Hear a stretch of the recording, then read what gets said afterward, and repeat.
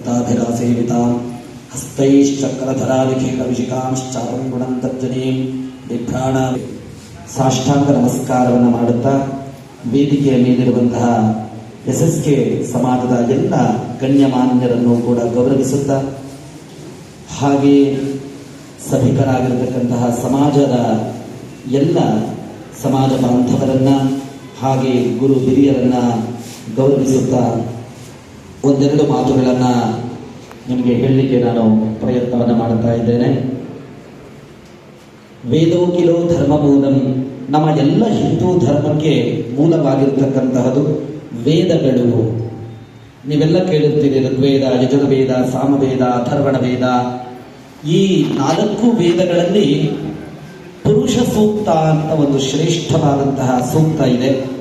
ಇದನ್ನ ಸರ್ವೇ ಸಾಮಾನ್ಯ ಎಲ್ಲ ವೇದಾಧ್ಯಯನವನ್ನು ಮಾಡಿರುವವರು ಎಲ್ಲರೂ ಕೂಡ ಇದನ್ನ ಅಧ್ಯಯನವನ್ನು ಮಾಡಿರುತ್ತಾರೆ.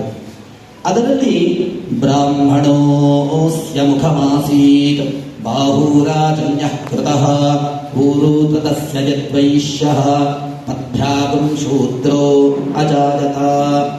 ಈ ಮಂತ್ರ ಬಹಳ ವಿಶೇಷವಾದ್ದು. ಯಾಕೆಂದ್ರೆ ಈ ಭಾರತ ದೇಶದಲ್ಲಿರತಕ್ಕಂತಹ ಎಲ್ಲ ವ್ಯವಸ್ಥೆಗಳನ್ನ ಹಿಡಿದು ಆ ಪುರುಷ ಅಂತ ಹೇಳಿದ್ರೆ ಇಡೀ ಭಾರತ ದೇಶವನ್ನೇ ಒಬ್ಬ ಪರಮಾತ್ಮನಿಗೆ ಅಥವಾ ಜಗನ್ಮಾತೆಗೆ ಹೋಲಿಕೆಯನ್ನ ಮಾಡಿದ್ದಾರೆ. ಆ ಜಗನ್ಮಾತೆಯ ಶಿರ ಎಂತಕ್ಕಂತಹದ್ದು ತಲೆಯ ಭಾಗವನ್ನ ಬ್ರಾಹ್ಮಣರಾದರೆ, ಬಾಹುರಾಜನ್ಯಕೃತ ತೋಳ್ ಬಲವನ್ನ ಕ್ಷಾತ್ರ ಧರ್ಮದವರಿಗೆ ಹೇಳಲ್ಪಡ್ತದೆ. ಹಾಗೆಯೇ ಆ ಏನು ನಮ್ಮ ಸೊಂಟದಿಂದ ಕೆಳಗಿರತಕ್ಕಂತಹ ಭಾಗವನ್ನ, ತೊಡೆಯ ಭಾಗವನ್ನ ವೈಶ್ಯರಿಗೆ ಹೇಳಲ್ಪಡುತ್ತದೆ, ಪಾದದ ಭಾಗವನ್ನ ಶೂದ್ರರಿಗೆ ಹೇಳಲ್ಪಡುತ್ತದೆ. ಈ ವಿಶೇಷವನ್ನ ನಾನು ಯಾಕೆ ಹೇಳ್ತಾ ಇದ್ದೇನೆ ಅಂದ್ರೆ, ಈ ದೇಶದ ತೋಳ್ಬಲ ಯಾವುದು ಅಂದ್ರೆ ಕ್ಷಾತ್ರ ಧರ್ಮದವರದು. ಅದರಿಂದ ನಮ್ಮ ಸನಾತನ ಸಂಸ್ಕೃತಿಯಲ್ಲಿ ಆ ಕ್ಷಾತ್ರ ಧರ್ಮಕ್ಕೆ ವಿಶೇಷವಾದ ಗಣ್ಯ ಮಾನ್ಯತೆಯನ್ನ ಕೊಡಲ್ಪಟ್ಟಿದೆ. ರಾಜ ಪ್ರತ್ಯಕ್ಷ ದೈವತ, ರಾಜನನ್ನ ಪ್ರತ್ಯಕ್ಷವಾಗಿ ದೇವರ ರೂಪದಲ್ಲಿ ಈ ಸನಾತನ ಧರ್ಮ ನೋಡಿದೆ. ಅದರಿಂದ ಯದ್ಯದಾಚರತಿ ಶ್ರೇಷ್ಠ ತತ್ತದೇವಿ ತರೋಜನಾ ಯಹ ಪ್ರತ್ಯಕ್ಷ ಪ್ರಮಾಣಂ ಕುರುತೆ ಲೋಕಃ ತದನು ವರ್ತದೆ. ಕೃಷ್ಣ ಭಗವದ್ಗೀತೆಯಲ್ಲಿ ಅದನ್ನೇ ಹೇಳ್ತಾ ಇರುವಂತಹದ್ದು. ನಿಮ್ಮನ್ನ ಸಮಾಜ ಒಳ್ಳೆಯ ಗೌರವದಿಂದ, ಒಳ್ಳೆಯ ಮಾರ್ಗದರ್ಶಕರು, ಈ ದೇಶದ ತೋಳ್ಬಲ ಎಂಬತಕ್ಕಂತಹದಾಗಿ ತಿಳಿದಾಗ ನಿಮ್ಮ ಜವಾಬ್ದಾರಿ ಲೋಕಕ್ಕೆ ಎಷ್ಟಿದೆ ಅಂತ ನೀವು ಒಮ್ಮೆ ಅರ್ಥ ಮಾಡಿಕೊಳ್ಳಬೇಕು. ಯಾಕೆಂದ್ರೆ ನಿಮ್ಮನ್ನ ಸನಾತನ ಧರ್ಮ ದೇವರ ರೂಪದಲ್ಲಿ ನೋಡಿದೆ ಅಂತಾದ್ರೆ ನೀವು ಮಾರ್ಗದರ್ಶಕರಾಗಬೇಕು. ನಿಮ್ಮನ್ನ ತುಂಬಾ ಜನ ಫಾಲೋ ಮಾಡ್ತಾ ಇರ್ತಾರೆ. ಯಾಕೆಂದ್ರೆ ಇವರು ಬಲ್ಲವರು, ಇವರಿಗೆ ರಾಜ್ಯದಲ್ಲಿ ಒಳ್ಳೆಯ ಮನ್ನಣೆ ಇದೆ ಎಂದಾಗ ನಿಮ್ಮನ್ನ ಅವರು ಅನುಸರಣೆಯನ್ನ ಮಾಡ್ತಾ ಇರ್ತಾರೆ.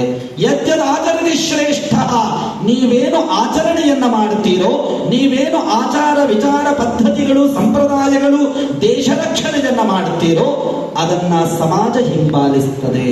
ಅದರಿಂದ ನೀವು ಮೊದಲು ಮಾರ್ಗದರ್ಶಕರಾಗಬೇಕು.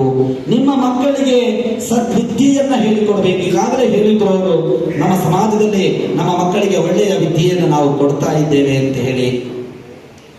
ಆ ರೀತಿಯ ಲೌಕಿಕ ವಿದ್ಯೆಯೊಂದಿಗೆ ಈ ಸಮಾಜದ, ದೇಶದ, ಈ ದೇಶದಲ್ಲಿ ಆಗುಹೋಗುಗಳನ್ನ ಹಿಡಿತದಲ್ಲಿ ಇಟ್ಟುಕೊಳ್ತಕ್ಕಂತಹ ಶಕ್ತಿಯನ್ನು ಕೂಡ ನಿಮ್ಮ ಮಕ್ಕಳಿಗೆ ನೀವು ತಿಳಿಸಿಕೊಡಬೇಕಾಗಿದೆ. ಅದನ್ನು ನೀವೆಲ್ಲರೂ ಮಾಡ್ತೀರಿ ಅಂತ ನಾನು ಮನಗಂಡಿದ್ದೇನೆ. ಯಾಕೆಂದ್ರೆ ನಮ್ಮ ವೀರಣ್ಣ ಸೊಲ್ಲಾಪುರ ಅಂತ ಹೇಳಿ ಅವ್ರ ಹತ್ರ ನಾನು ಒಂದು ಮಾತು ಹೇಳ್ತಾ ಇದ್ದೆ.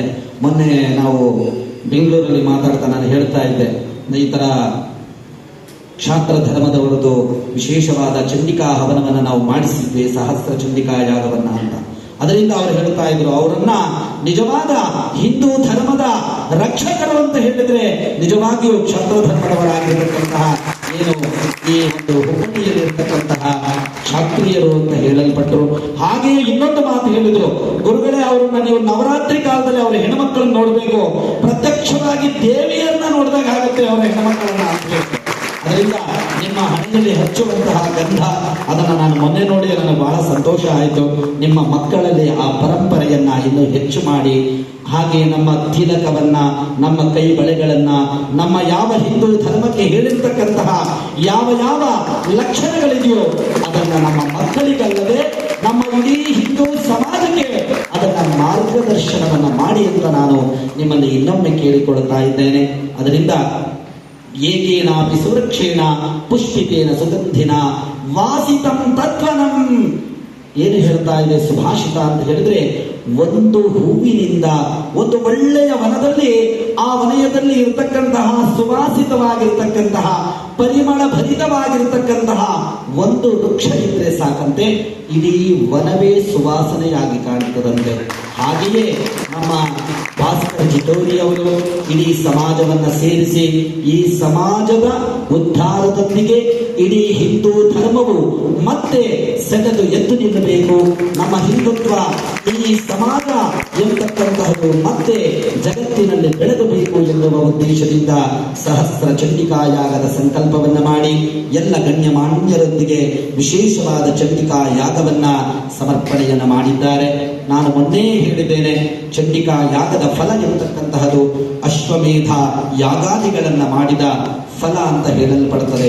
ಅದರಿಂದ ಈ ಯಾಗದ ಫಲವು ಖಂಡಿತವಾಗಿಯೂ ನಿಶ್ಚಯವಾಗಿರ್ತಕ್ಕಂತಹದ್ದು. ಆ ಯಾಗದ ಫಲ ಖಂಡಿತವಾಗಿಯೂ ನಿಮ್ಮೆಲ್ಲರಿಗೂ ಕೂಡ ಸಿಕ್ಕೇ ಸಿಗುತ್ತದೆ. ಅದರೊಂದಿಗೆ ನಮ್ಮ ಏನು ಮಹಾಭಾರತ, ರಾಮಾಯಣ, ಭಗವದ್ಗೀತೆಗಳು, ಸ್ತೋತ್ರಗಳು, ಭಜನೆಗಳು, ಹಾಗೆ ನಾಮಸ್ಮರಣೆ, ದೇವರ ನಾಮಸ್ಮರಣೆಯನ್ನ ಮಾಡತಕ್ಕಂತಹದ್ದು, ನೀವೆಲ್ಲ ಜನಿವಾರವನ್ನು ಹಾಕೊಂಡಿದ್ದೀರಿ ಅಂತ ಆದರೆ ಯಜ್ಞ ದೀಕ್ಷಿತರಾಗಿದ್ದೀರಿ ಅಂತ.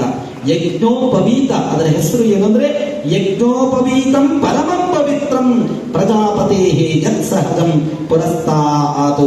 ಎಷ್ಟೋ ಜನ, ಕೆಲವರನ್ನ ನೋಡಿದೆ, ಒಂದಿಷ್ಟು ಜನಕ್ಕೆ ಯಜ್ಞೋಪವೀತ ಕೂಡ ತೆಗೆದಿಟ್ಟಿದ್ದಾರೆ ಅನ್ನಿಸ್ತಾ ಇದೆ ನನಗೆ. ಅದನ್ನು ದಯವಿಟ್ಟು ಮಾಡ್ಲಿಕ್ಕೆ ಹೋಗಬೇಡಿ. ದಯಮಾಡಿ ನಿಮಗೆ ಬಂದಿರತಕ್ಕಂತಹ ಚಿಹ್ನಾರ್ಥ ಅದು, ಒಬ್ಬ ಕ್ಷತ್ರಿಯನಿಗೆ ಇರಬೇಕಾದಂತಹ ಚಿಹ್ನೆ ಅದು ಯಜ್ಞೋಪವೀತ. ಆ ಯಜ್ಞೋಪವೀತದ ರಕ್ಷಣೆಯನ್ನ ಮಾಡಿಕೊಳ್ಳಿ.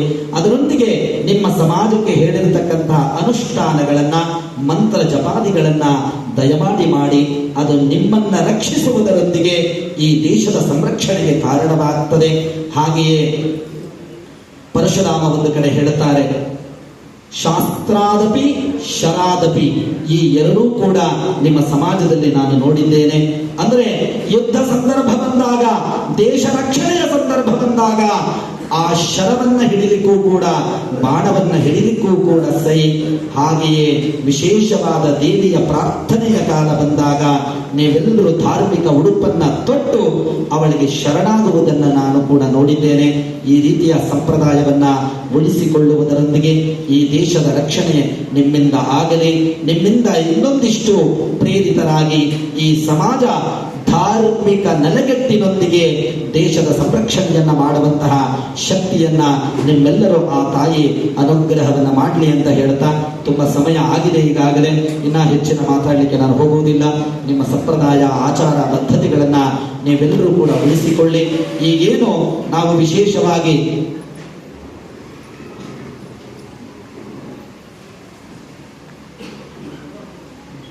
ಏನು ಈ ಯಜ್ಞದ ಫಲವನ್ನು ಕೂಡ ನಾನು ಮೊದಲೇ ಹೇಳಿದೆ. ದುಃಖ ಶೋಕಾದಿಶಮನಂ ಧನಧಾನ್ಯ ಪ್ರವರ್ಧನಂ ಸೌಭಾಗ್ಯ ಸಂತತಿಕರಂ ಸರ್ವತ್ರ ವಿಜಯಪ್ರದಂ. ಅಂದ್ರೆ ಒಂದು ಸಹಸ್ರ ಚಂಡಿಕಾ ಯಾಗವನ್ನ ಮಾಡಿದಾಗ ಆ ಯಾಗದಲ್ಲಿ ಭಾಗವಹಿಸಿದಂತಹ ಎಲ್ಲ ಭಕ್ತರಿಗೆ, ಆ ಗ್ರಾಮಕ್ಕೆ, ಆ ರಾಜ್ಯಕ್ಕೆ, ಆ ರಾಷ್ಟ್ರಕ್ಕೆ ದುಃಖ ಶೋಕಾದಿ ಶಮನಂ, ದುಃಖ ಶೋಕಗಳು ಶಮನವಾಗುತ್ತಂತೆ. ಧನಧಾನ್ಯ ಪ್ರವರ್ಧನಂ, ಆ ರಾಷ್ಟ್ರಕ್ಕೆ ಧನಧಾನ್ಯಗಳು ವೃದ್ಧಿಯಾಗುತ್ತಂತೆ. ಸೌಭಾಗ್ಯ ಸಂತತಿಕರಂ, ಹೆಣ್ಣು ಮಕ್ಕಳು ಸೌಭಾಗ್ಯವತಿಯರಾಗ್ತಾರಂತೆ. ಸರ್ವತ್ರ ವಿಜಯಪ್ರದಂ, ನೀವು ವಿವಾಹ ಕ್ಷೇತ್ರವಾಗಬಹುದು, ಪುತ್ರ ಕ್ಷೇತ್ರವಾಗಬಹುದು, ವಿದ್ಯಾಕ್ಷೇತ್ರವಾಗಬಹುದು, ರಾಜಕೀಯ ಕ್ಷೇತ್ರವಾಗಬಹುದು, ಈ ಎಲ್ಲ ಕ್ಷೇತ್ರದಲ್ಲೂ ಕೂಡ ಆ ಜಗನ್ಮಾತೆ ನಿಮ್ಮ ಕೈ ಹಿಡಿದು ನಡೆಸ್ತಾಳಂತೆ. ಅದರಿಂದ ಯಾಕೆಂದ್ರೆ ರಾಜ ಪ್ರತ್ಯಕ್ಷ ದೇವತಾ ಆಗಬೇಕು ಅಂತಾದ್ರೆ ಈ ರಾಷ್ಟ್ರದ, ಈ ರಾಜ್ಯದ ಚುಕ್ಕಾಣಿ ಕ್ಷತ್ರಿಯದ್ದೇ ಆಗಬೇಕು. ಇದು ನಮ್ಮ ಸಂತೋಷದ ಸಂಕಲ್ಪ. ಯಾಕೆಂದ್ರೆ ನೀವು ರಾಜಕೀಯ ಕ್ಷೇತ್ರದಲ್ಲಿ, ಯಾಕೆಂದ್ರೆ ನೀವು ಧಾರ್ಮಿಕರಿದ್ದೀರಿ, ನೀವು ಈ ರಾಷ್ಟ್ರ ಪ್ರೇಮಿಗಳಿದ್ದೀರಿ, ಅದರಿಂದ ನಿಮ್ಮ ಕೈಗೆ ಈ ರಾಷ್ಟ್ರದ ಚುಕ್ಕಾಣಿ ಸಿಕ್ಕಿತು ಅಂತಾದ್ರೆ ನಾವು ಒಳ್ಳೆಯ ಧರ್ಮ ಮಾರ್ಗದಲ್ಲಿ ನಡೆದು ಈ ರಾಷ್ಟ್ರ ವಿಶ್ವ ಗುರು ಆಗುವುದರಲ್ಲಿ ಯಾವುದೇ ನಿಸ್ಸಂದೇಹವಿದೆ. ಅದರಿಂದ ಈ ರಾಷ್ಟ್ರ ಜಗದ್ಗುರುವಾಗಬೇಕು ಅಂತಾದ್ರೆ ಈ ಸಮಾಜ, SSK ಸಮಾಜ ಈ ರಾಷ್ಟ್ರದ ಚುಕ್ಕಾಣಿಯನ್ನ ಹಿಡಿಬೇಕು. ನಿಮ್ಮ ಸಮಾಜದಲ್ಲಿ ಒಳ್ಳೆಯ MLAಗಳು, MLCಗಳು, ಈ ರಾಷ್ಟ್ರದ CM ಆಗುವಂತಹ, PM ಆಗುವಂತಹ ಯೋಗ, ಹಾಗೆ ನಿಮ್ಮ ಒಂದು ಸಾರ್ಥಕ ಬದುಕನ್ನು ಕೂಡ ಈ ರಾಷ್ಟ್ರಕ್ಕೋಸ್ಕರವಾಗಿ ವಿನಿಯೋಗಿಸಿ ಈ ರಾಜ್ಯದ, ರಾಷ್ಟ್ರದ ಚುಕ್ಕಾಣಿ ನಿಮ್ಮನ್ನ ಹಿಡಿಯುವಂತೆ ಆ ಜಗನ್ಮಾತೆ ಆಶೀರ್ವಾದವನ್ನ ನಿಮ್ಮ ಸಮಾಜಕ್ಕೆ ಮಾಡಲಿ ಅಂತ ಹೇಳ್ತಾ ನನ್ನೆರಡು ಮಾತುಗಳನ್ನು ಮುಗಿಸ್ತಾ ಇದ್ದೇನೆ. ಧನ್ಯವಾದಗಳು.